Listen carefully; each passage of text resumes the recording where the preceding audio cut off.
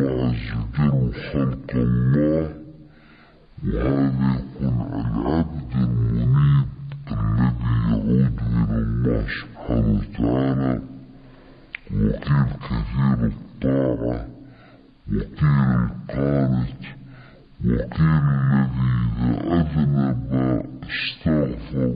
كلها تشمل العبد الصالح المنيب الذي يستفيد.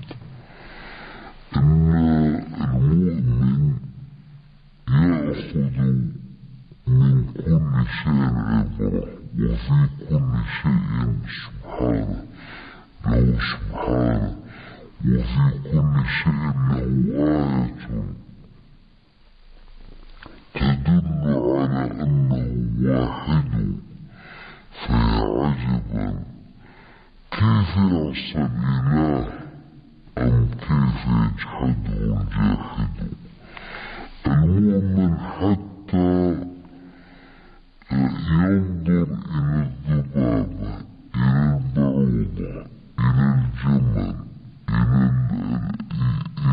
أي حيوان، ينظر إلى الشجرة، إلى اليرقة، إلى الورقة، إلى قطرة الماء، فتدل على الواحد الأحد جل في علاه.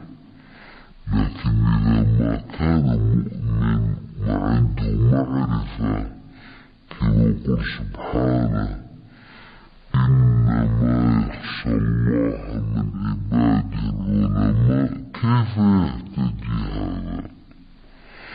قال سبحانه ونزلنا من السماء ماء مباركا فأنبتنا به جنات وحب الحصيد.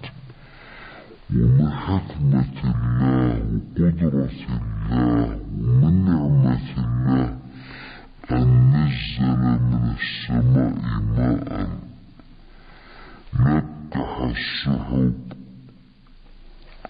ثم أنزل من هذه السحب ماء إلى الخليقة، والماء رسالة من الله ونعمة من الله. الماء يحتاج إلى كلام طويل. نعمة الماء لا يعدلها نعمة من النعم التي يعيش فيها الناس، أو من النعم الحسية. الماء إذا أقبل مع الخضرة والنماء والحياة والثمار، وأقبلت حتى الطيور والبهائم، وأقبل حتى المنتجات والسنابل والبهجة في البلد. الماء وجعلنا من الماء كل شيء حي يعيش على الإنسان والحيوان والنبات.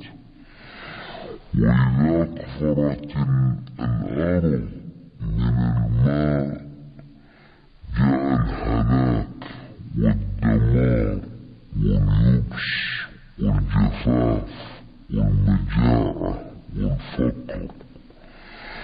الماء نعمة لا تقدر بثمن، ولهذا تعرفون ابن السماك لما دخل على هارون الرشيد الخليفة فطلب هارون وكان